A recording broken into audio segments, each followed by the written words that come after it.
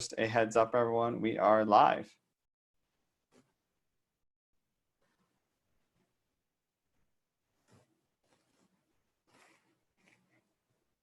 All right.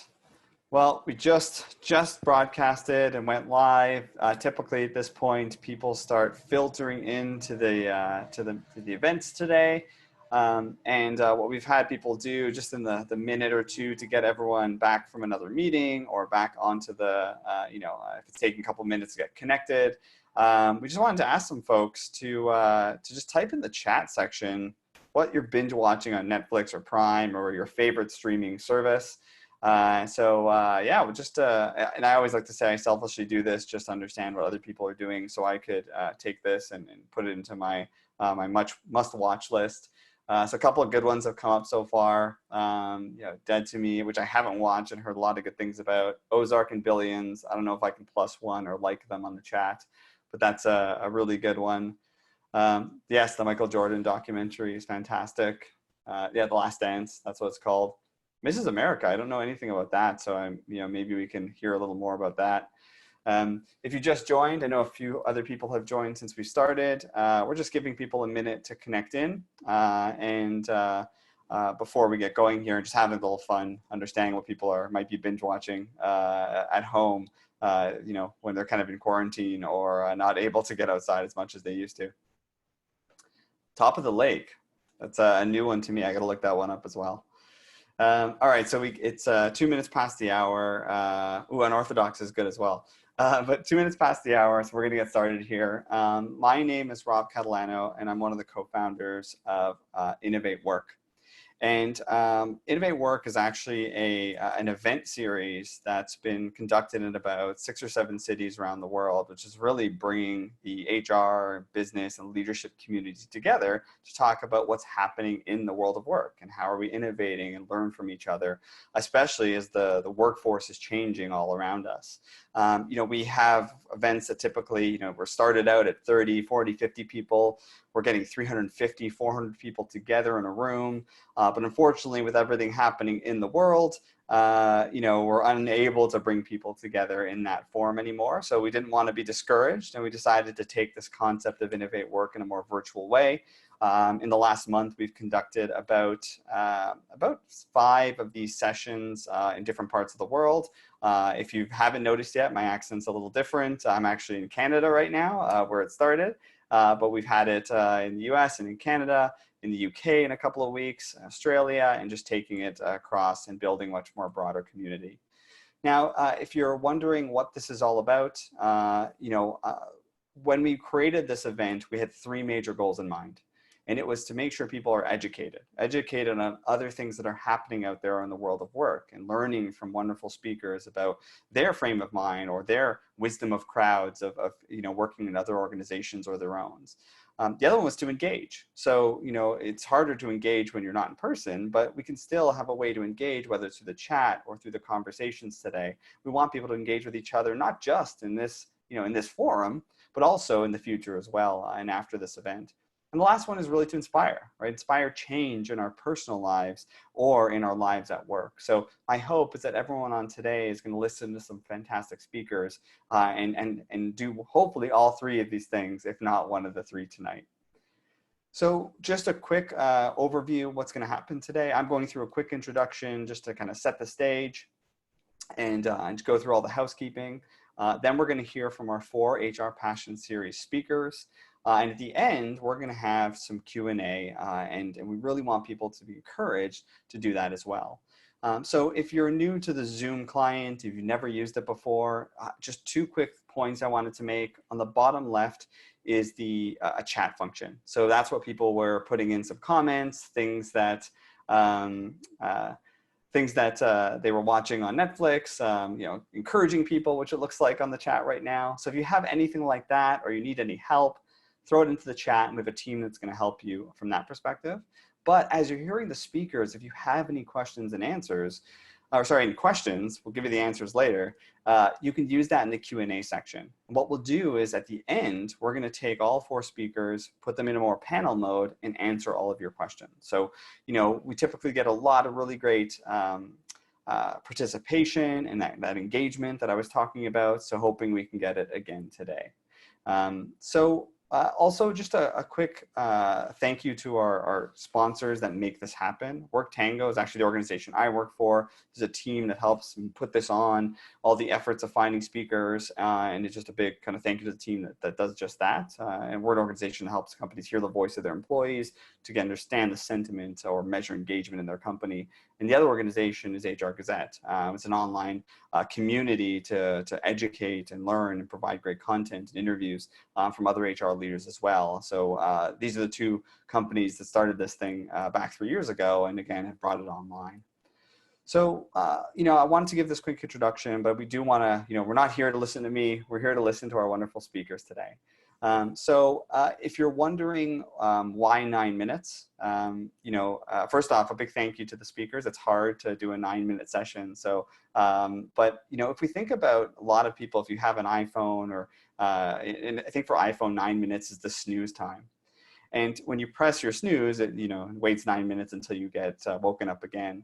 But it was that motivation that said, in that 9 minutes that we might be snoozing, think of what we could do or learn and be productive. So we decided to say, how do we make sure that we can get some quick tidbits, some quick learnings, and hear different perspectives in less than an hour, and do this a shorter HR Passion series. It's also going to be a little different, where I'm going to introduce our first speaker. However, each of the speakers are going to introduce each other. No point in me coming back here and introducing them and seeing myself, but we're going to have them introduce each other. So what you're going to see is in a quick, less than 40 minutes section here, a lot of really great content there as well. Now, I did want to say a quick thank you before we get started to Laura. Laura, are you online here? I see your name, but I don't see your video. Hi. Laura represents InnovateWork in Australia, is a big part of why this is even happening, pulling together the speakers and getting everyone here today. So big thank you to you. I want to see if it any last things to say before we introduce Andrea as a first speaker. I think it's just a big thank you to all the first speakers for helping us pull this together. First one of many, hopefully. So thanks, everyone. Awesome. All right, so that being said, I'm going to introduce Andrea Kirby, Director at Recruitment Events, Australia and New Zealand. With over 10 years of recruitment experience, Andrea brings a knowledge and passion for the global recruitment process and systems, along with an understanding of translating that into the real world, working environment for recruiters, hiring managers, and candidates. She recognizes that recruitment is more than a process and forms part of the wider company marketing approach. What happens in the external recruitment and candidate experience heavily influences how people perceive the company. So with that being said, Andrea, I was going to say the floor is yours, a bit different than what I'm used to saying, but the screen and the audio is all yours. So I'm going to stop sharing my screen here and let you get connected as well. So take it away. Okay, you just make me sound very clever then, so I'm a little worried. So anyway, hi, I see that on the participants, there's quite a lot of people that are on my, oh, look, I've got Steve Grace's, I'm just trying to get my screen up. Hang on, there it is. There we go. I see quite a few of my community are on here. So with 9 minutes to go, let's see if I can do it. So I am the founder of the Recruitment Events Company. We run events for the HR and TA community, focusing on talent and talent acquisition. Also, in the last couple of months, we have set up jobs for Australia. So today I'm going to take you through setting this up, basing it a bit on sort of the way I run my current business and the way that I've set up my TA community, and I take a lot of ownership over my community.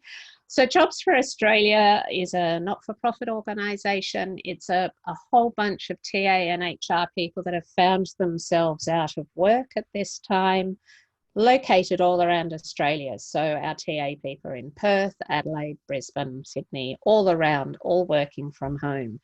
When we first set it up, people thought we're a job board. We definitely are not. We are a coaching service for job seekers. So we coach people on their CVs. We coach them on their LinkedIn profile. And indeed, LinkedIn are coming on to actually do some of that with our job seekers. We've got a day planned with them. We can actually put TA people into HR teams to help you recruit if you are struggling with that as well. So we got about 40 people currently working with us and another 150 TA people all wanting to volunteer. So that's a lot of us out of work at the moment. So what we did in March, I was getting 4, 5, 6 calls a day from the TA people saying, I've lost my job. If you hear of anything, can you let me know? Can I have a call with you? I just need some help. At the same time, my event business had disappeared overnight. I had gone to bed for a week and cried as I was trying to work out what the next steps were. But at the same time, I still had this TA community that I needed to support. For those that know me, I'm often called the matriarch of TA. I'm trying very hard to own that, but it's an older woman who is powerful in her organizational family. So I'm taking the powerful part. I'm not touching the older part. Beware. So let's talk about how we set this up in 3 weeks. As an event business, we talk a lot about inspiring growth in our people, plus also we have been growing very fast ourselves. We have a big engaged TA community that's built through big and small events. We have a Resourcing Leaders 100 group. We have 2 different WhatsApp groups for our senior people and our junior people. RecFest, we had 350 people in November, all dressed up as heroes. If you look closely, you should see Laura Johnson and a few of you in there. The whole premise of what we do at our events is to inspire people to share insights, to learn and grow, to make recruitment better. And there's a lot of people sitting in this photo here that are all hurting at the moment because they are without work. So one of the other pillars of our business is business friends. And if you don't know Rich Lewis Jones, he gives the world's best hugs. And he is one of the founders of Jobs for Australia. So I was connected with Justine Figo through Alana Bennett, who's very well known in this community. We sort of had a big chat. Her HR community was struggling because they were making people redundant. They didn't know what to do with those people. They wanted to offer them something. Plus, many of them had recruitment they couldn't handle at the same time, which was really bizarre. So we needed to set something up. We set it up on a Slack channel and it just got too big. So I thought to myself, we need a system. Roy Baaldi, who's part of Smart Recruiters, but also set up Jobs for Lebanon, had a great system. He helps people that live in Lebanon find freelance work using the Lebanese community that are out in the world because the country has just been bankrupted. So I reached out to him to talk to him about his model. And then I reached out to Rich to say we need a system, and Smart Recruiters gave us their system for free.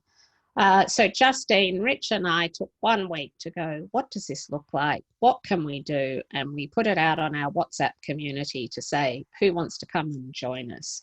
And we had an uptake of 15 people immediately. Great TA managers who said, yeah, let's get involved in this.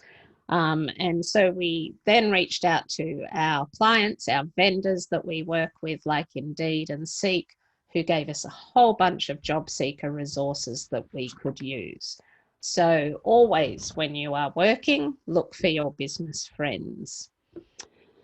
So part of our events is always innovating them and making them different. Again, this is RecFest. And that's the TA community down in Tasmania that joined us. So we ended up getting about 40 people or 20 people immediately saying they wanted to help. We broke them up into small teams, coaching job seekers and process and systems, and then actually, you know, how do we match them with jobs and how does that all work? We had a couple of them working on how we could potentially bring tech into the system as well, because all our vendors were now offering us their tech to use. I think as a leader, you set the framework up of what you're trying to achieve, and then you get out of the way. So if the team said, we want to set up webinars, we let them do it. And we just said, you know what's needed, do it. They wanted to change the system, they just did it. And they worked in their groups. And if everyone thought that it was okay, they did it. Rebecca Powell, who's looking for work, one of the best TA managers I know, said she learned a lot over the last few weeks that she's going to take with her wherever she goes. Specifically being involved in setting up the back end of a TA function and a system, invaluable. People with coaching experience set up great coaching, not just internally for our team, but also the wider job seeker network. And we're running a series of webinars on how you find jobs. And we're now starting to look at what other tech we can bring in to support the community. So finally, we talk about joyful learning in all of our events. And when Justine, Rich and I set this up, our primary thing was, what can we give back to these people that are volunteering? And it was about providing them confidence, learning, and the ability to try new things. So just to share with you what some of our TA community are now saying that are part of this, Dita, who set up our entire volunteer framework, said, I got to do what I've always wanted to do, but I've never taken the initiative because I haven't felt empowered.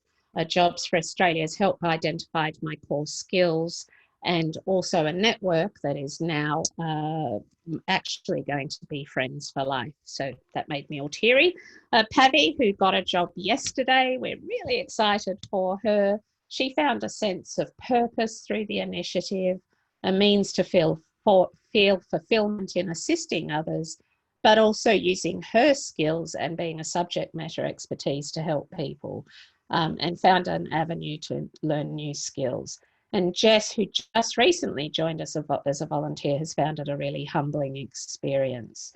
To be able to help people who are in the same position as Jen has been extremely rewarding. The platform has helped me regain confidence in my ability and learn new skills. So if there's any HR people out there, I have got about 20 fantastic TA people who are all ready to start work. I can vouch for them because they have set up an entire framework to help job seekers. They've learnt new systems, they've developed resources, they've built a knowledge bank, they've learnt how to make instructional videos, they've learnt how to market, they've learnt how to set up partnerships with vendors. Amazing, amazing things. So what have we achieved in this time? 270 job seekers have applied, with 34% now moving their coaching to being offered or hired. We have a volunteer community of 150 people. We are going to take that on to do more volunteering work as a community to disadvantaged communities. We have the capacity to take on more job seekers to coach, so send them our way. The link is at the top there, and there's just a small breakdown. We've been scored 11 out of 10 for the service that we have offered one particular job seeker, and we've got lots of these testaments. So that's it. That's Jobs for Australia. Reach out to us. We're happy to help. So coming up next is Steve Grace. He's the CEO and founder of the Nudge Group. He's going to talk to us on recruitment agencies and branding, and what can you be doing now as a recruitment agent. We always have a lot of fun with recruitment agencies in the recruitment events company. Keep thinking we need to run a joint event. I asked him what his fun fact was, and he pretty much told me that he always spells the word dyslexia correctly, which is good to know. So Steve, if you are ready, I'm going to hand over to you. And thanks everyone for listening. Thanks, Andrea. Sorry, Charles just walked in. That's all right. Now I'm going to share my screen. Hello, everyone. Welcome. This is, I love being part of the first of something. It's always exciting, right? Okay, so let's see. This should work, if that's going to appear. Is that working? Am I sharing? can't actually see on here. Am I sharing there, Andrea, or am I sharing, Rob? I can't tell. I think so. Excellent. So I have been asked to give a very quick talk on something I'm passionate about and something I'm very passionate about. And anyone who has been watching anything I've been doing on LinkedIn knows it's storytelling. And this is both from an agency point of view, from a TA point of view and business point of view, and even an individual point of view. I think at the end of the day, if you want to attract top talent, which is what we all want to do, whether we're recruiters or whether we're TA or whoever we are, we have to engage with them and we have to get them to come on a journey with us. And I know that's a little bit of a cliche, but I really do believe it. And I think the only way to do that is telling a story. Now, a story, as I'm sure you understand, has three parts. I'm sure you all did English at school. It has a beginning, a middle, and the end. And I want to talk to them because I think often companies create what they feel is a story, but they miss out on what are potentially the most powerful parts of that. And if we start with history, for example. So when you're talking about history, you want to talk about why the company was created, why the recruitment agency was created, why the startup was created, whatever the initial reasons for trying to solve whatever problem it was were thought of. And then you've got to look at, okay, what people tend to do then is put these milestones and they put it on their websites and they put it in their marketing material and they say we got funding here and we grew here and we opened there. And that's great. We want to do all of that. That's really, really important. But I think where people are really missing out is they're not relating all the mistakes that they've made. And I'm not a big believer in the fail fast thing. I think if you can get away without failing, you probably shouldn't. But I am a believer that you don't get anywhere without making mistakes. And I think at the end of the day, if you're trying to attract top talent in a market that is incredibly candidate tight and is going to get much tighter again very soon, you need to actually engage and relate to them.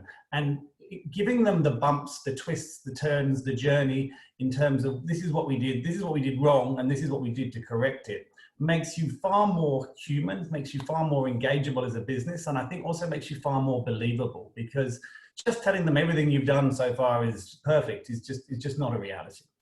That then brings you to the here and now. Now, everyone's great at this. Everyone's great at this. They talk about this is what we are now. This is what we are doing in the short term. These are the kind of people we are. And this is what we really want to do right now. And this is why we want you to join us. And again, everyone does that. They do it in their adverts. They do it in their sort of sales spiels. Again, honesty. This is to me something that I use immensely, and I have to get out of all my clients. Why are you hiring this role? It could be you're hiring a role because there is a new product coming out, which is great. It could be that there's growth, which is what everybody usually says, which is also great. But it could also be that there's a problem. It could be that the culture has shifted. It could be that the people in the roles are not ready or capable of taking the business to the next level. And I think if that's the case, you need to get that message out there, because candidates want to come in and solve a problem. They want to come in and make an impact. And if they know there's something that's maybe not perfect, then they think, I can come in, I can solve that. I can have a real impact and I can become really visible. And that's what people want to do when they come into their new jobs. They want to come in, have an impact, and let people know they've arrived and they're here to solve a problem. And I think that's a far more attractive story, to say, these are the challenges we've got, these are the problems we've got, and this is what we want you to help us solve. To me, if I was looking at a role, much rather go into a role where there's something I can have a real, or be part of solving and taking that company to the next level, rather than just launching a new product, or rather than just we're growing, so we need more people. You know, that's the standard story. And I think, again, it's a missed opportunity. And it can result in people leaving really quickly. They come in and it's not what they thought. They were oversold. You know, it should be a huge part of the onboarding process. And I think all companies have gotten much better at onboarding, but I think we need to take it a step earlier. And I think we need to let people know this is why we are trying to hire someone for this role. We have an issue, or we have a cultural shift that we're trying to do. We want you to be fundamental in helping us achieve that. That, of course, takes you to the last part. Where are we going? Now, just as important as the other ones, you need to really to have a healthy culture, I think. And we can take an example of Canva. I think if you look at that business, if you were to talk out 8 or 9 out of 10 people at Canva, they could probably tell you what the company's goals are and what they are working towards as a collective group. I don't think a lot of companies can say that. And I think that's what gives them this sort of superpower that they have at the moment. And it's not an easy thing to maintain, and it's not an easy thing to continue to communicate. And this is why now, during times like this, you really need to work on this story. You have the opportunity to sit down, take a breath, and really formulate your story from where you are, where you've been, and now where are you going, and make sure that everybody in the business understands that. And everybody in that department understands that. You know, there are varying forms of collective goals, but collective goals are what really, really create that special culture where talented people will come together and they power towards things. And it also keeps them engaged. You know, one of the biggest things I talk a lot about is impact, and I've mentioned it already. If people don't feel like they're having an impact on where the company is going, or they can't see that impact, they tend to lose motivation. If they do, and they feel like they're pushing towards this goal and they can see what they're doing and how it is part of the bigger goal, it's very hard, I can tell you, to headhunt someone out of a role where they feel like they are achieving something every day and they are part of a team that are achieving it and they all are doing it together. It's a very seductive thing. And I think it should, again, be communicated early on. These are the things we need to be doing before these people join. And these are the things we need to do to push out to the market so that people know. If you can get this kind of information out to market, what you'll find is that people who have a similar story and align with that story and believe in that story will be attracted to your brand. If they're attracted to your brand and they're aligned to your story, they're going to stay. They're going to join. They're going to work harder. No question, they're going to work harder. They're going to promote your brand just naturally to family, friends, old colleagues, whoever it is. And then they're going to feel like they're part of creating the new story. And this isn't something that you do once. This is something that you do constantly. You know, that the history is always going to be the history, but the present becomes part of that history, and there's a new present, and hopefully it was the future you had before, and there's a new future. So it's something I think should be looked at quarterly. It's something I think that everybody should really think a lot more about, and really be honest with the market you're trying to communicate to, because I think ultimately, if you're not honest, people can see that, and if they see that, they will become more engaged. Now, I think I'm around my 9 minutes. I've never done a 9-minute talk before, but I've got to say I quite enjoyed it. So I'm going to stop sharing my screen, although I have absolutely no idea how to do that. Oh, there we go. I think that's that. And I'm going to introduce you to our next panelist, Kylie. So I have had the pleasure of meeting Kylie during COVID. It's been an absolute pleasure. And I was told before I met her that she has, and I think it's in her actual blurb that she's got, she has a talent for getting to the root of the problem, or the root of the matter, whatever it is. And I had the pleasure of doing a podcast with her last Friday, one of the funnest things I've ever done. And I would like to hand you over to her. And Kylie, the screen and the audio is all yours. Thank you, Steve. And I'm actually really delighted that you and I came back to back, because you and I, in terms of our topic, we are very aligned in our message. And so whilst you're talking about finding your story for organizations, the thing that I'm very passionate about is people finding their story.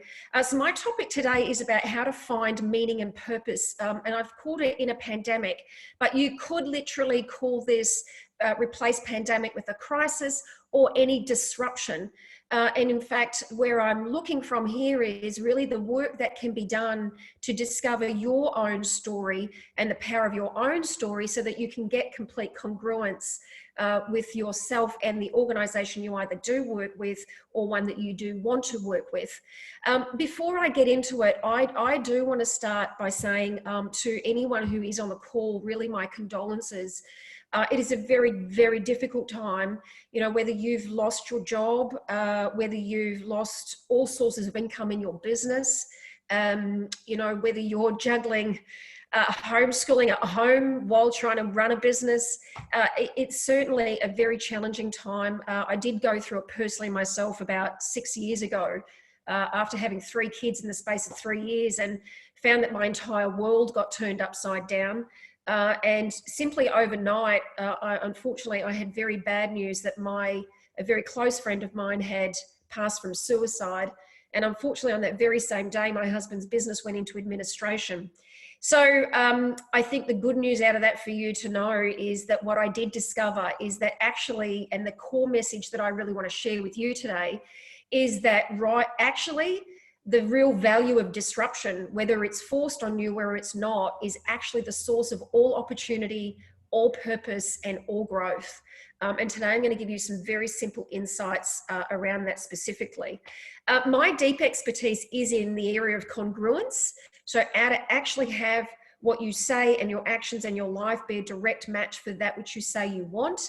And I'm certified in the neuroscience of resilience. So I actually take a rewiring of the brain approach, which I'm going to go through, and hopefully I can get this in 9 minutes. So let's see. I love this image. You know, I think in a crisis, whilst often we think that it's always, you know, high level stress, which can look kind of chaotic. Certainly in my experience, often in a pandemic or a crisis, it can look a little bit more like this. Stress, anxiety, fear, and despite showing up, you know, out there in the world trying to present like we're doing really, really well, behind closed doors, this is actually more like what it can feel like. So I also want to highlight that, you know, there's no going back to normal. And in fact, I think all of us would want to, agreeing now, I've seen a lot of social memes today saying there's no going back to normal. We do not want to go back to normal. And I want to just highlight some of the stats. So loneliness, whether you knew it or not, is actually the #1 fear of millennials. It was this way before the pandemic, ahead of losing their job or losing their home. Autoimmune condition is now the 10th leading cause of death for women. We've got the highest rates of suicide for men in over 13 years, specifically in the area of men 40 to 44. And untreated mental health is actually costing Australian workplaces $10.9 billion a year. Now, do we want to go back to this? I suggest not. Now, that said, it is still the current situation. I just want to put this into perspective and why I'm very passionate about the topic in the area of innovating work, because right now we're talking about more than 4 out of every 5 people are not happy in their jobs. Now, I understand right now many are out of work, but let's just say, regardless of that, 85% of unhappy, that is really high statistic. In fact, 1 in 4 are actively disengaged. This is a global study, over 35,000 people done. If you're interested in the actual research itself, the Potential Project did a massive study. 75% of leaders feel like they're doing a great job at engaging their people. Unfortunately, 88% of employees disagree. Furthermore, 67% said they'd forego a pay rise to see their leaders fired. Now, that is a very devastating statistic. And I know when I was talking to Steve the other day, he was deeply surprised and thought how scary it is that these statistics exist. Now, I don't say this to alarm you, but I do say to highlight that, you know, we can be all, this is something that I think all of us have a role to play in. And now what I want to do is look at what can we do to shift this dial. So I'm going to actually ask you to look at this personally. You're welcome to put this in the chat. How does that look for us? See, when we're dealing with a pandemic, there are certain things that we do to deal with it. You know, whether you've indulged in emotional eating, skipped exercise because of low motivation, poor sleep because of stress, using alcohol to relax, spending money on unnecessary things, or maybe all of the above, or some addiction to constantly keeping yourself busy, sticking in a world of complaint or drama. So I invite you to look for yourself, which are the ones that you can see for yourself are present, have been present, or are currently still the case. Now I want to look at the one universal challenge. It is our brain. And unfortunately, a lot of these habits are the result of the automatic negative thoughts that happen in our limbic part of the brain. I am not going to give a lesson, obviously, on the brain in this situation, but just simply to say to you, unfortunately, whilst we feel like often we should be able to have control, we do not. What happens is we get stuck in our limbic part of the brain, the prefrontal cortex deregulates, the emotional response increases in regulation, and we get stuck on what I call ANTS, ants. Now, what can we do? What does it look like? Well, if you actually look at the conversation we have with ourselves, what you'll notice are the things that we say called, it's not fair, it's either fair or not fair, it's good or it's bad, right or wrong, Problems, we're always looking for the solution to a problem.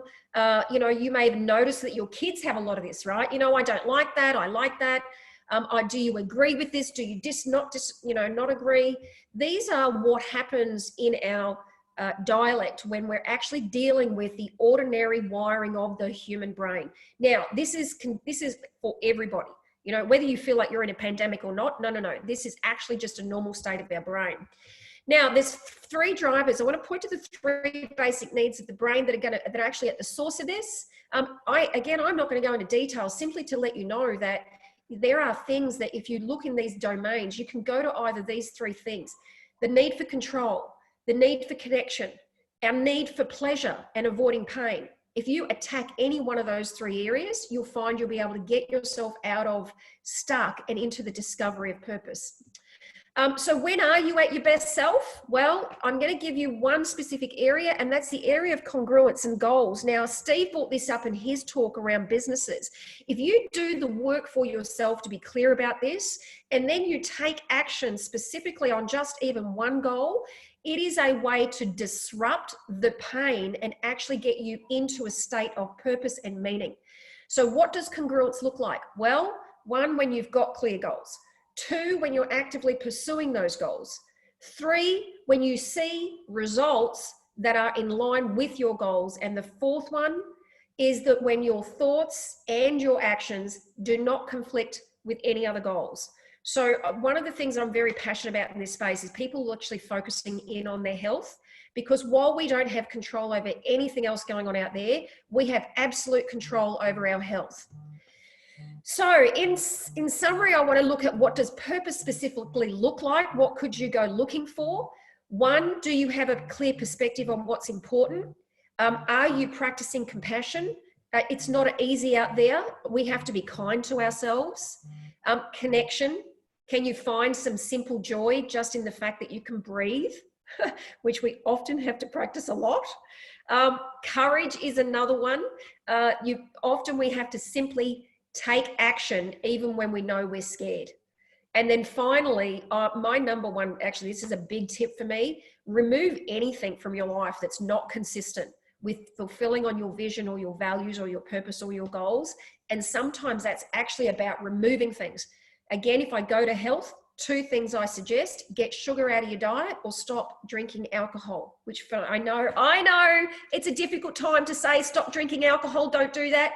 I know, but here's a simple method, my A-game methodology. Now let's hope I get this in the 9 minutes before I get cut off. 3 A's. Number 1, acknowledgement. We can't change what we don't acknowledge. So always start with acknowledging whatever's going on for you. Number 2, we have no control over anything outside of ourselves, but what we can do is focus on what we can be accountable for. My theory, we are always winning the game we're playing. So my question is, what can you do that will shift the dial? My final A is action. Nothing changes unless you take action. And even if you're really scared, afraid, or you do not know, you're worried about what may happen, don't worry about that. Just take the action anyway. So there's my A-game practice: acknowledgement, accountability, and action. And what you'll discover is the source of your purpose, your real potential, and what you are deeply passionate about. Now, I do recommend doing these practices for 28 days. It is not easy, I get it. But if you give yourself the challenge and set yourself a target, then each day give yourself the compassion to fail and pick yourself up, and every single day focus on that one thing, you will get extraordinary results. If you're somebody who likes to use structures, as I said, I'm partnered with an organized psychologist actually, and he's got this brilliant app. It's called Driven. If you've never heard about it, download it, Driven Resilience. It'll give you your scientifically tested score on the area of vision and purpose, which is the number 1 area. It does score you in 6 different areas, but my focus today obviously is on vision and purpose. That's what it looks like. You can download it. And if you want to use my code, it's TPC, you'll get 10% off. And it's like having a virtual coach in your own back pocket. 200 activities, discover your purpose, everything that I've talked about in today's session will actually break it down for you. Now, hopefully I've made the 9 minutes. I haven't been cut off, which means I think I might be doing all right. So I'm going to stop my screen share, try and breathe for a minute because I haven't got a count on. Let's see. Stop screen share. I feel like I've just run a marathon. It's trying to get through that in 9 minutes. Now let's see if I can flip to the bio. So up next, it gives me actually a lot of delight to introduce the next guest because I did actually spend a total of 17 years working in News Corp, and our next guest is the General Manager of HR Services and Operations at News Corp Australia. Her name's Karen Pavois-Smith. Hopefully I got that right, Karen. Karen's responsible for leading a team of over 50 people across 4 different divisions in News Corp, a total of about 5,500 employees, which includes talent acquisition, People Connect, payroll and HR systems. And if you're not familiar with News Corp Australia, obviously it's a media company, but they've titles like Vogue, you know, newspapers, and also I think Combined Audience, which is larger than Facebook apparently. So hopefully I've done you justice on the introduction, Karen, and hopefully I've gone slow enough to actually make sense to people. So let me now switch off. Thank you so much, Kylie. A fantastic introduction. And I'm also fascinated by your bio with a certification in resilience. I think that just sounds amazing. And it's certainly something that we look for today in our candidates. So what I'm going to talk about today is the world's largest working from home experiment. So Laura, if you want to bring up the first slide.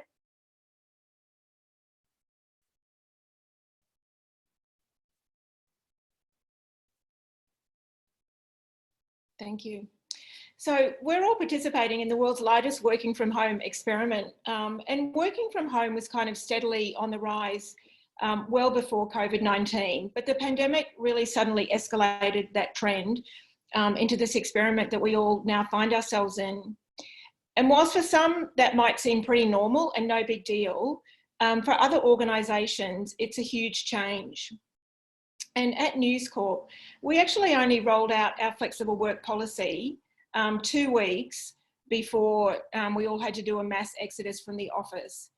And whilst we had a few people on flexible work arrangements, these were primarily women who'd returned from maternity leave, and they were working part-time or a combination of part-time with 1 or 2 days a week from home. We have people in our senior leadership team who still believed that if they couldn't see you at your desk, then how could they be sure that you were working? And there was a view that we couldn't publish the newspaper with all of our editors and journalists working remotely. And so we're a very traditional company with a lot of history, and we're not like some of the more recent tech startups where, you know, working from home is just normal. And so, you know, 2 weeks before coronavirus hit, we rolled out our policy, and then literally we did a test with one of our masthead newspapers to prove to ourselves that we could publish it remotely. And that was a significant milestone for us, and there was a lot of resistance internally. So it was just a huge milestone to say, look, this can actually be done. If you want to go to the second slide, Laura. And so since Tuesday, the 16th of March, we've all been working from home. And we did a mass exodus from the office on that particular day. And literally there were people exiting the building with monitors, laptops, chairs under their arms, wheeling them down the street, taking them home to set themselves up at home. And there were kind of a couple of key challenges for us. One was technology, and then the second was cultural. And our tech team just did an amazing job of ensuring that we could run the business with 5,500 people working from home, that all of our systems worked, you know, we had the appropriate bandwidth, and providing support to people who need it. Our tech team was literally down at JB Hi-Fi buying equipment, buying dongles, buying laptops, buying iPads to hand out to people to make sure that we had enough equipment. And for example, one of the people in my payroll team doesn't actually have the internet at home. So, you know, we had to set him up with a laptop and a dongle so that he could access Wi-Fi. And the other technology challenges, which I'm sure everyone in this audience is familiar with, is just getting used to being in a virtual meeting, and hence the kind of Brady Bunch screen. You know, I had teams who'd never dialed into a Google Hangout before because the entire team was based in Sydney, and so they'd never had to. And so the leaders of those teams just demonstrated an unbelievable amount of patience in terms of coaching, and getting everyone up to speed on how to mute, how to share a screen, how to take themselves off mute, etc. And so, you know, it was pretty clunky in the beginning, and you could see some people getting frustrated. And what I've really noticed over the past couple of months is how much that's improved and how much slicker people have gotten in terms of doing that. And there was also just a real learning curve culturally. It took people time to establish new routines and ways of working. And we've been running wellbeing surveys on a fortnightly basis with all of our employees just to get some feedback from them about how they're going during this time.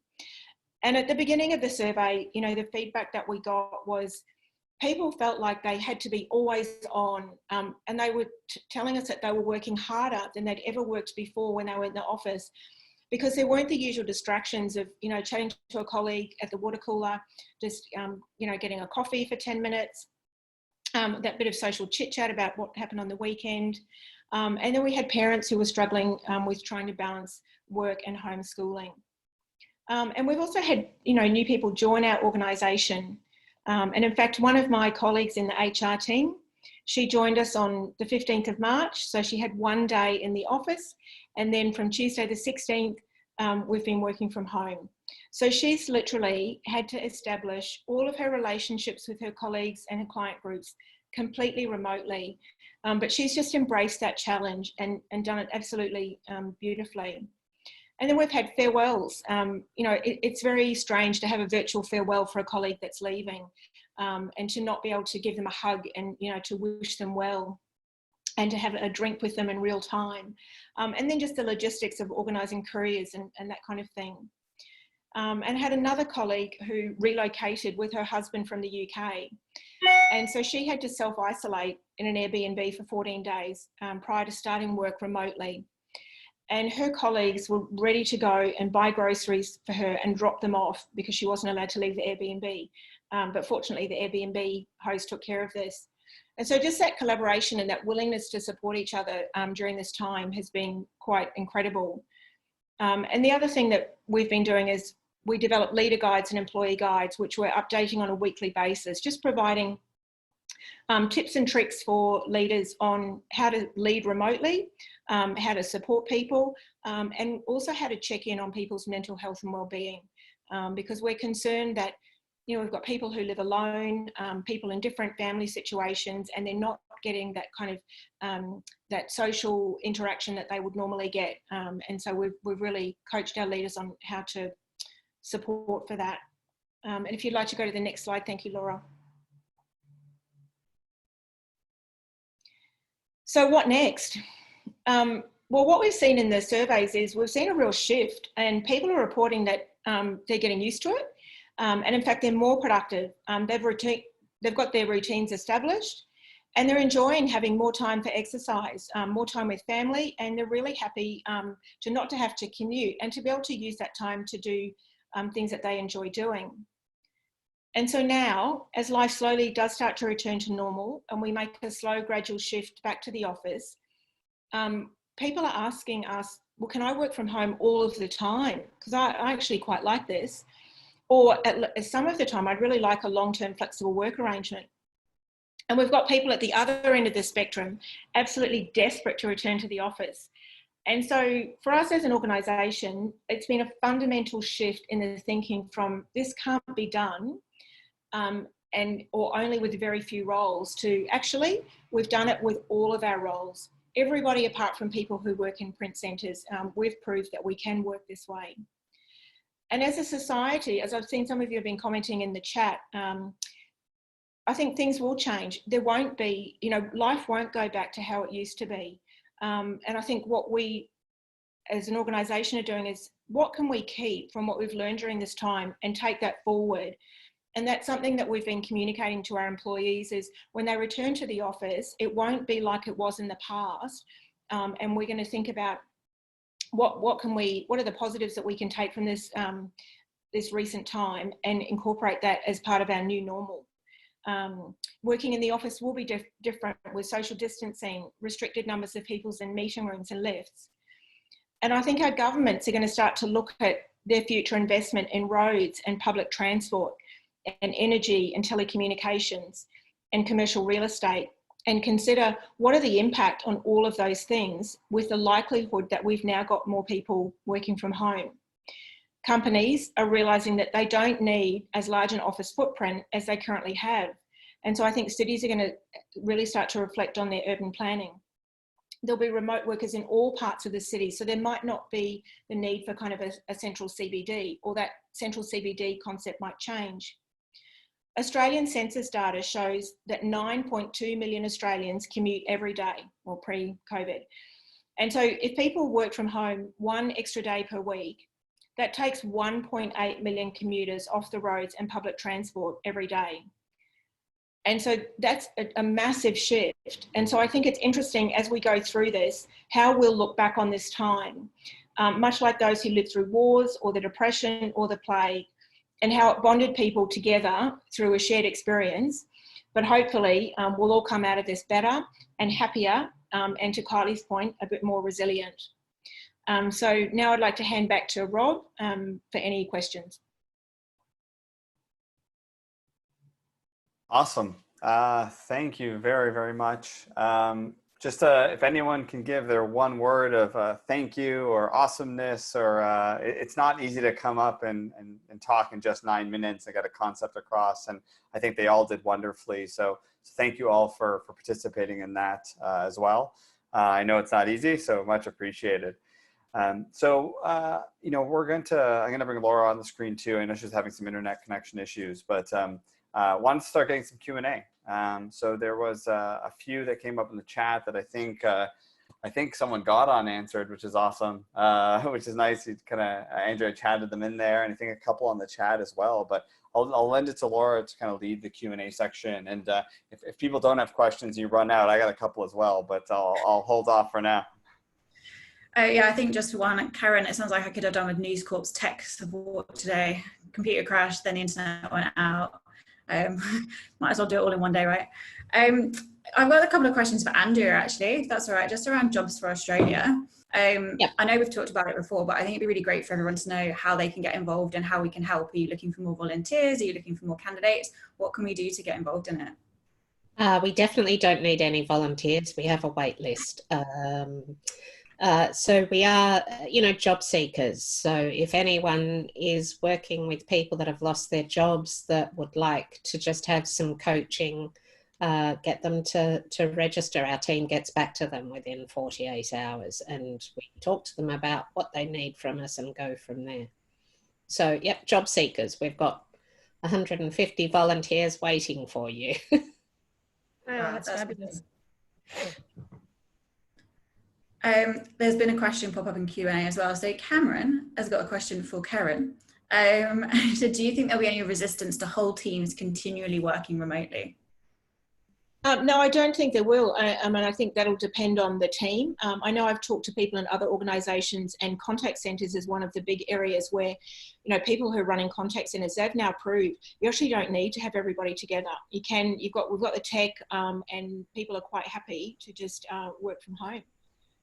So I don't think there will be that resistance.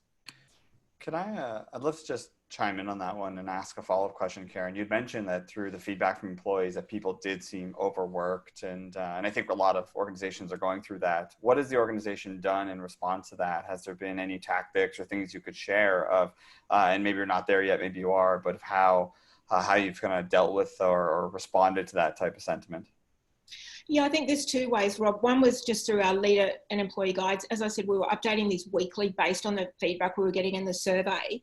But the second thing, I think it was just like employees kind of getting used to it and being confident. I can go out for a walk at lunchtime. It's okay for me to leave my home, or, you know, like put my work phone down for half an hour and just pop out and take a break in a park or something and not feel guilty about that. And I think initially people felt really guilty, like, oh my God, what if my manager calls and I don't answer, and they'll wonder what on earth I'm doing because there's only 3 places I'm supposed to be: at home, at the supermarket, or in a park. So.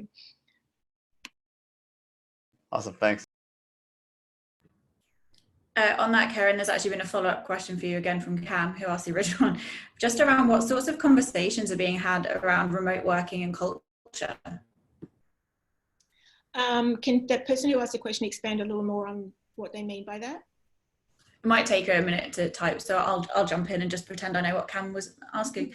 So just around, how are you going to develop, I guess, culture as everyone's now out of the office? So obviously when you're in the office, you probably have rituals and kind of different bits and pieces that everybody's used to on a daily basis. How does that then kind of expand to remote work, especially going back to your point about onboarding people, so new people? How do you immerse them in culture when they're not seeing everyone every day? Yeah, I don't think we've nailed that yet. And I think we're still kind of working through that. You know, for onboarding, for example, it might be that we bring people into the office for a couple of days and then send them remotely.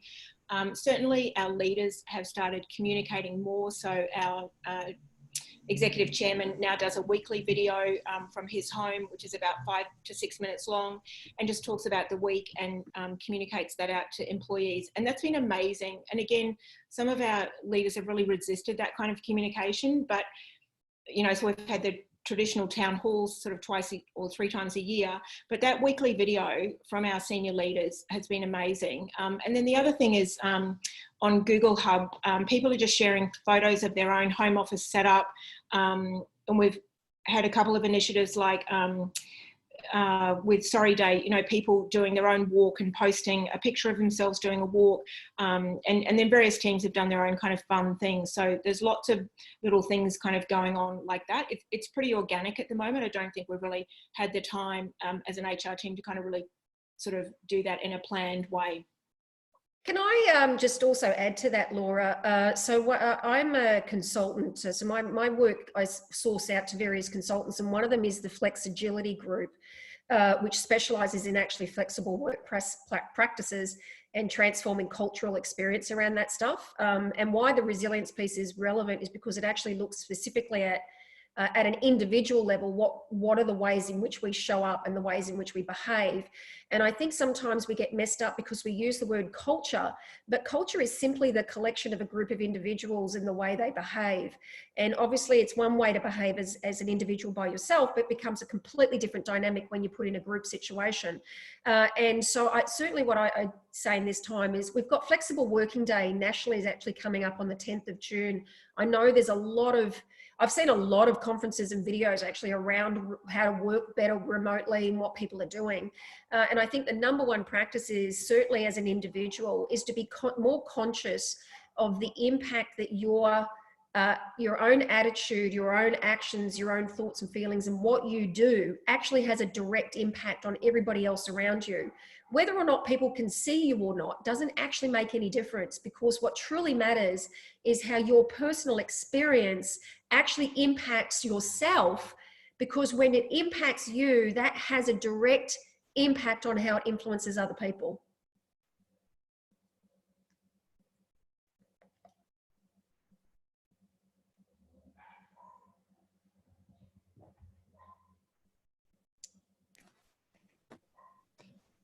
Any other questions, Laura?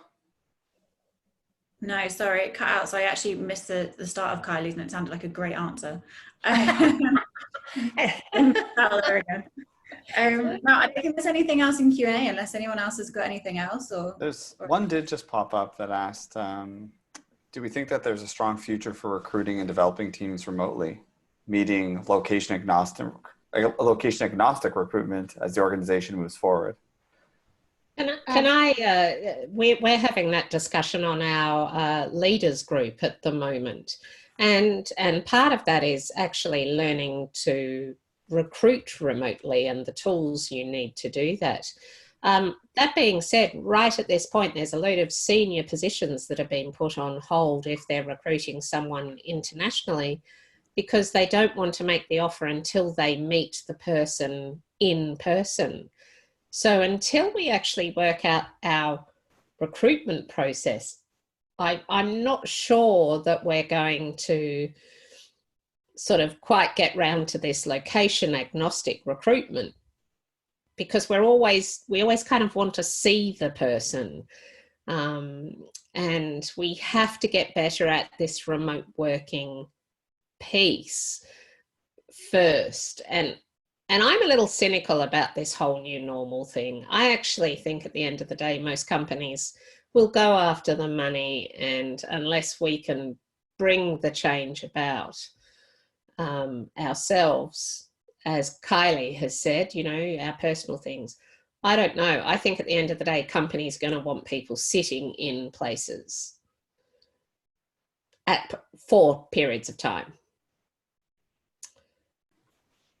Any other thoughts? Oh yeah, I'm on the same with Andrea there. I mean, in fact, that's one of the things that we noticed. We were working with Sydney University last year, and you know, up until the pandemic, there was a lot of work from our behalf because most organisations were dealing with a lot of resistance from a cultural perspective about how to integrate flexible work. Not because they didn't have a desire to help their people do it better, but just simple conversations that people have about whether or not you're actually doing work. Do I believe you're doing work? There's a lot of distrust that's actually occurring in the background. And so I'm on the same, you know, as Andrea. You know, I carry a natural skepticism, not because I'm skeptical about it, but I do think we have to be realistic about our own perspective when it comes to whether we trust that people are actually doing the work or not. And I do think there's some way to go yet from a cultural perspective to actually have it really work. It doesn't happen overnight. I mean, we only need to look at the Kubler-Ross change curve, right? You know, when we go through a change, it doesn't happen overnight. And people can be in so many different places, you know, like while one person's really easily, no problem, I can do this. When you're in a group dynamic, you've got hundreds, and sometimes like in Karen's case, you've got 5,500 individuals coming together and no one's in the same place. You know, we had a session the other day on leading remotely, and you know, there was a mixed bag even in that, Rob. You know, some people were sitting at that stage of still in despair from a personal experience, despite having to get on a conference call and pretend, you know, from a work perspective, oh, I'm doing okay, yeah, I'm doing work. And then they get off the call and they feel shattered. So it's not an easy thing to resolve. I do think we need to take a very strategic and slow approach from a cultural perspective to help people through that. And at the same time, I'm one for paradoxes. You know, Rob, like I'm like, yes, we need to do that.